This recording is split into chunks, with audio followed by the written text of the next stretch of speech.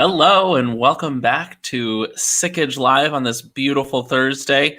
Uh, Go ahead and hit that subscribe and like button right now, wherever it is on YouTube, Facebook, LinkedIn. I'm not sure where the buttons are on here.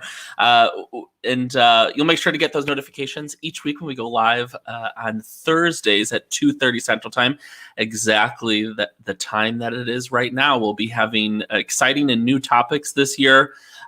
With a new topic each week on ERP, IT managed services, security, CRM, and of course, so much more. Thanks again for being with us. Before I bring on a brand new guest to Sickage Live, Frank, I want to remind everyone, do not be shy on Sickage Live. If you're in the chat right now, make sure to enter those questions into the chat box, and we'll get to those as soon as possible. That's why we're here, and that is why we go live each week, just for you. So Microsoft 365 is the new standard within the Microsoft ecosystem, and it should be standard at your company. Here to discuss the topic today is virtual CIO at Sickage, Frank Brown. Frank, thanks so much for being here with us and being a new guest. Yeah, thanks for having me, Michael. I just want to get everybody a little bit acquainted with you here at Sickage as a VCIO. Can you kind of explain your role and your background experience? Yeah, definitely. So the virtual chief information officer, I work with organizations and I help them roadmap their technology to really fit their business. A lot of people think that technology and changes mean that they have to change their business and fit that to technology. And my goal is always to come in, help guide them, create the roadmap. Look 2 to 3 years out and help them meet today's standards, while also making sure that their environment's secure and is going to be able to adapt. We've seen a lot of craziness with the pandemic and organizations being forced to work from home. So, working with our clientele, I've been able to help a lot of them get to a point when the pandemic hit. They were already kind of set for remote working. So that always goes a long way. So always looking at what's new, what's the greatest and latest, and trying to see if it works for the organizations we're helping. Great. Well, thanks again for being here with us today. Let's talk Microsoft 365. Like I said before, something that every company should have as a standard for any modern workplace. But what is Microsoft 365 exactly? I know general, kind of broad question, but I think it's something important to go over first. Yeah, I mean, we've seen over the last several years organizations going from on-premise to the cloud.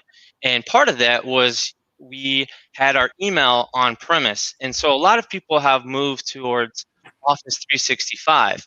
Now, Microsoft has released the Microsoft 365 platform.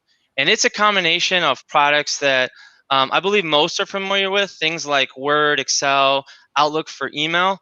So it's really great for the home, the business, and enterprise.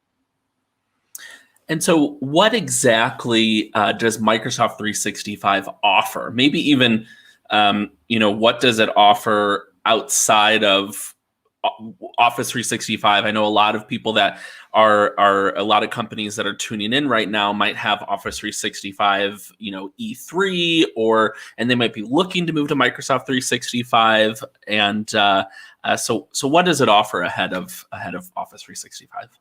Yeah, definitely. So today I'm going to focus on the Microsoft 365 Business Premium platform, which compares really with what you mentioned, Office 365 E3 or Enterprise E3. And some of the really exciting features of Microsoft 365 Business Premium are things like the ATP, Microsoft Endpoint Management, and the AAD-P1 licensing. So I know that's a lot of acronyms, Michael, but I'd be glad to touch on each of them. Yeah. Tell us a little bit more. What is ATP, and that's Advanced Threat Protection, right? Right. Yes. Yeah. So ATP. Yeah. I mean, you got it. So ATP is Advanced Threat Protection. It's actually to throw a curveball at you, Michael, is now known as Microsoft Defender for Office 365. Okay. So it's always fun trying to keep up with the names. But a couple phrases I like to think of when I'm thinking ATP that helps me remember what it does is first, when implementing ATP, you got to think configure everything with anti in the name. So we're talking anti-malware, anti-phishing, and anti-spam. So we're trying to protect the email from all the threats that I'm sure we're all hearing in the news these days, with people clicking links that take them to a website that ends up stealing their credentials, or potentially downloading ransomware and that affecting the organization. So that's one big piece of ATP. And then it's set everything up with safe in the name. So that's things like safe links. So that's something that we call a time of click verification. So when you click a URL in an email, it basically looks at that link, and this works in Teams as well. It looks at the links and it makes sure that you're going to a safe place. So it scans it and makes sure you're going to a safe place. Another thing is the safe attachments. And that actually provides 0-day protection of your email by scanning the email attachments for malicious content. And this, it's pretty cool. It's done with machine learning, and they actually use techniques to detect that malicious intent right there. A couple other cool things is the 0-hour auto purge, and it's got a fun little abbreviation. They call it ZAP. So it's really easy. It's email protection that basically detects and zaps the malicious phishing, spam, and malware messages that may have already gotten past any detection, and now they're sitting in your inbox. We want to still be able to protect you from that as well. Yeah, those stories can be pretty scary. When you're dealing with the malware and the ransomware and all the things that you talked about that you need Right. anti for and to keep safe. So definitely interesting things there. We actually have a question in the chat. I thought it was a pretty good question because Microsoft and all the acronyms that we have, things can get a little confusing. But the question is, what's the difference between Microsoft 365 and Microsoft Dynamics 365? Yeah. So Microsoft 365 is the platform where you're going to see things like I mentioned, email, your Office products, the Azure Active Directory. Those types of things fall into the M365 platform. Whereas Dynamics 365 is really the ERP solution that Microsoft has. So Mhm. we move away from your typical business products over to the ERP world, which is a whole other side of the coin there. Right, exactly. Yeah, Microsoft Dynamics is your operations, your accounting, your finance, supply chain, inventory, all that. So, Right. Yeah. um, but very good question because they are quite similar, just without about one word. Um, Yeah, and that's what's fun about the way that Microsoft does marketing is it's very confusing. So I always like to spend time walking people through what the different names are and how to differentiate between them. so, Frank, speaking of that, let me give you another acronym. This is MEM, which is Microsoft Endpoint Manager, Yes. formerly Intune, right? Can you Yeah. explain a little bit about what that is? Yeah, so Intune's really cool. It's you've probably heard of some more acronyms. MDM, which is mobile device management, or MAM, which is mobile application management. So a lot of people are familiar with that with smartphones. Um, and it does that, but it also incorporates your Windows 10 machines as well. I mentioned, that we're doing a lot of moving to the cloud, and with that, we're getting rid of servers on-prem. So companies have to ask themselves, well, once I don't have servers, how do I manage the devices that I'm giving out to employees? So that's where Intune comes into play. So with the mobile phones, you can add things like app control policies. So maybe we want to enforce people to use Microsoft Outlook for email on their mobile device. or we Mhm. want to restrict them from saving locally or copying information from one app to the other. Because let's be honest, most people have a smartphone, and so they're coming in organizations, and organizations are realizing we don't really have to hand out phones anymore. People already have smartphones, but how do we protect ourselves against what they're doing on their phone, because it is a personal phone after all. So um, that's the features for mobile, and there's even selective wipes, so that if an employee leaves an organization, we don't have to wipe their entire phone. I mean, it is their personal phone, but we would like to know that they're not walking away with corporate knowledge or corporate documents, so we can wipe that out as well.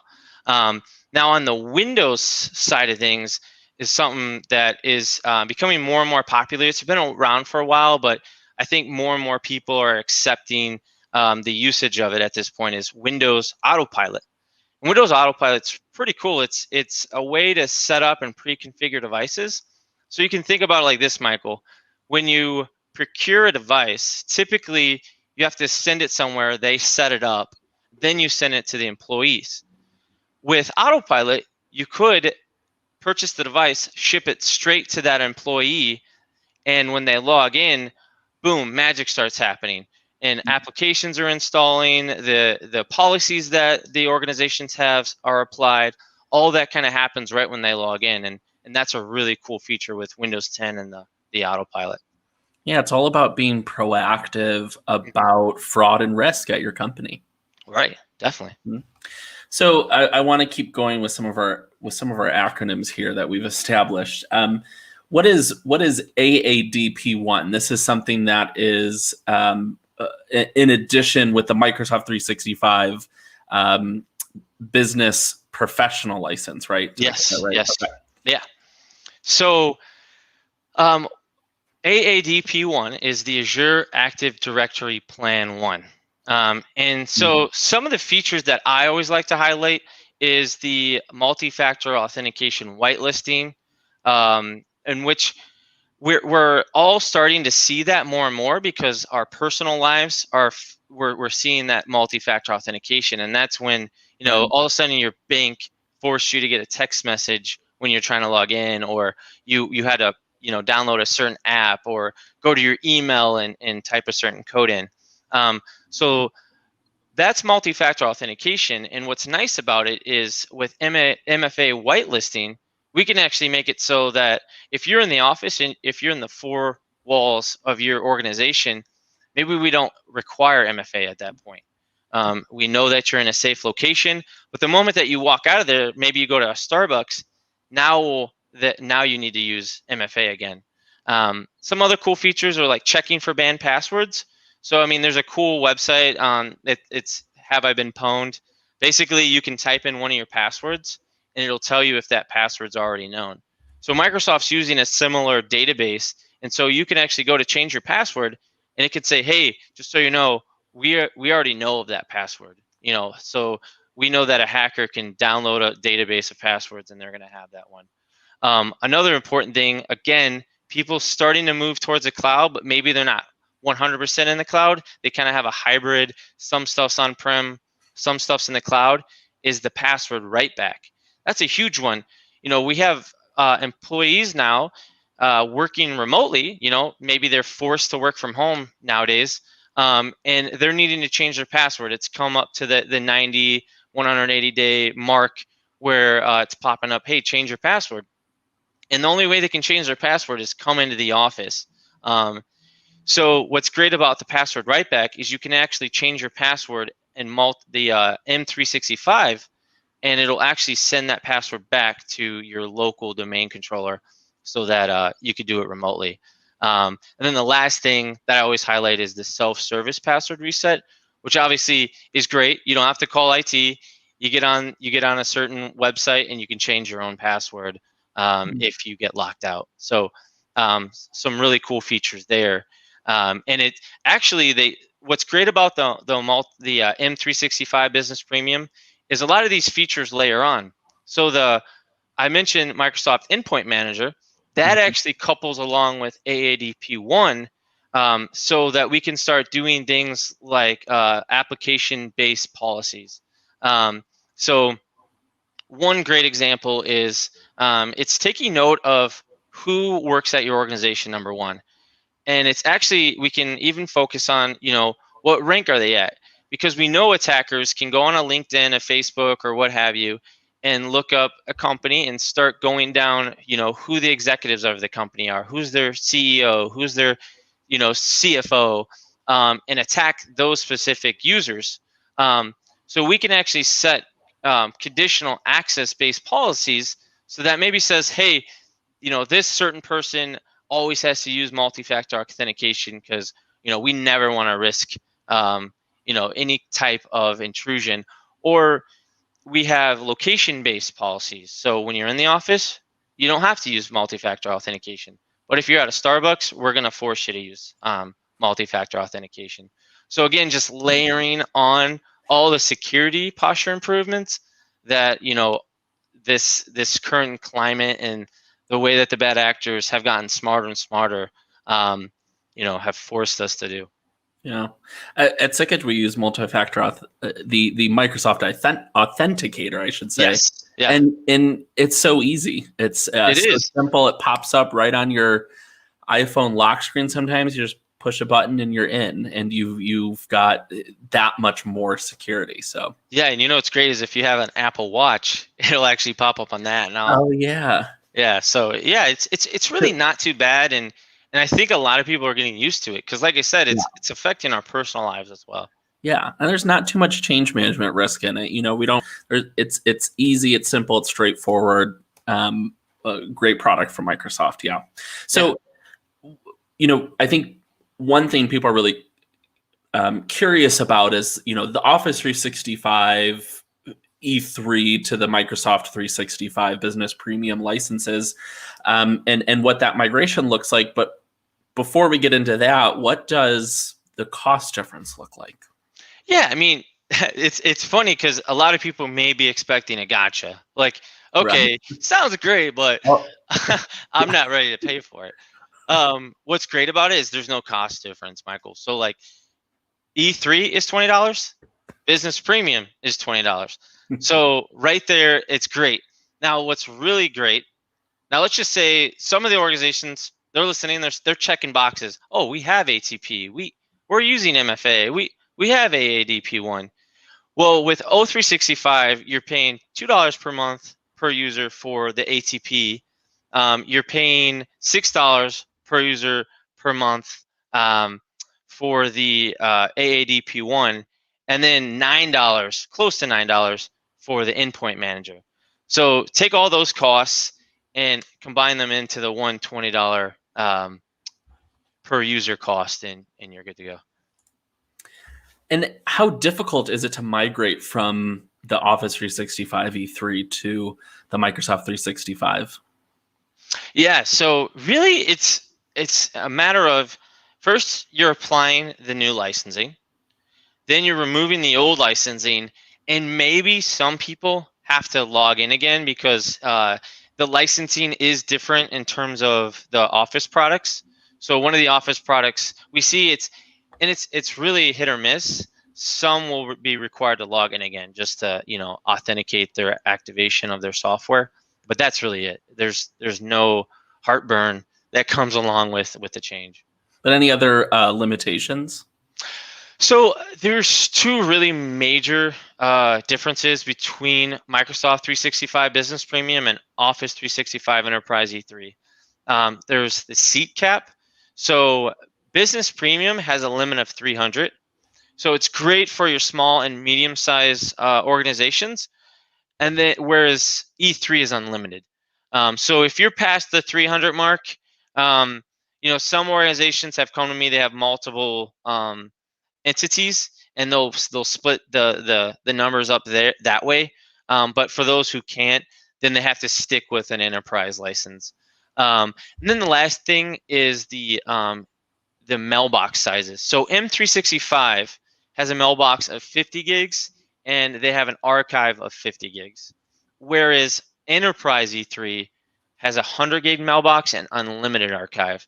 Now, if you look at anybody's mailbox, if they're anywhere close to 50 gigs, they've probably been with the organization for 20 plus years. They're probably a a CEO or someone of that nature who's getting tons of attachments and emails. But what we find is because of that limitation, now you're at 50 gigs. If someone was at 48 gigs, it often helps them to start establishing healthier archiving processes. So they're actually using that archive mailbox, and it helps declutter the inbox and is really good, mailbox hygiene, if you will. Mm. Frank, we have a question in the chat. I don't know, if this is something we can answer, or perhaps we need to do follow up. But the question is, are you doing location based on GPS or based on the SSID the device is connected and authenticated to via certificates? So it could really go both ways. Each one's going to have different configurations, so there's going to be more work with one and the other. But really, it's going to start using the Active Directory, Azure Active Directory platform, and we're going to be able to hone in on geolocation, applications, hardware. You could really focus on and then IP based. So organizations have static IP addresses. You could focus on that. So there's really multiple directions you can go with that. Sure. And I know, so there's another question. I know Microsoft 365 is very important to Microsoft as well as the Microsoft ecosystem in the community. So there's obviously a lot of research and development that's going into this product. Do you know of a roadmap for Microsoft 365, and there bigger and more features coming out soon, or do they have regular updates, anything like that you could share? Yeah, I mean, just throughout last year, they added additional features to M365 Business Premium. At the beginning of the year, I started talking to people about making the change, and those who were using things like legal hold and archiving weren't able to make the move because E3 included it, but Business Premium didn't. And then about, I don't know, June, July, all of a sudden I was able to start telling people that it did include it. So they're constantly adding to the Microsoft 365 platform, and that's where they're going to be adding new features. The Office 365 is actually being phased out. So we'll actually start seeing only Microsoft 360 in the future. I don't know that there's an absolute end date at this point, but all new features you're going to see with the Microsoft 365 platform. Yeah.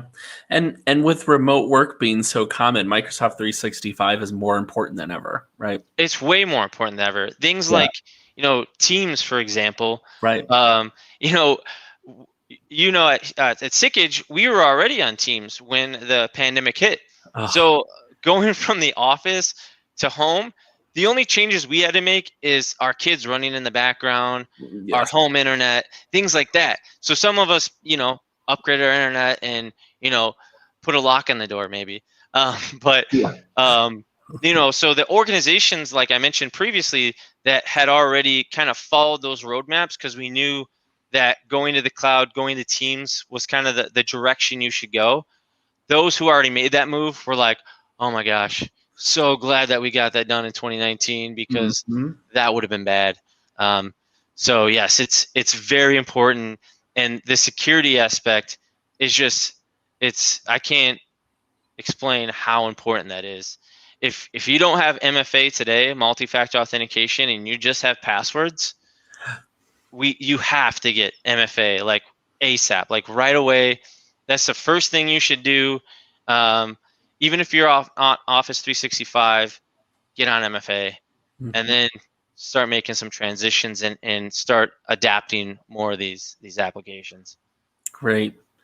Yeah, it's all about ensuring that resiliency within your business and starting that digital transformation journey. I know sometimes it can be a little daunting to get that started, but if anyone's interested that's watching right now, reach out to Frank through LinkedIn.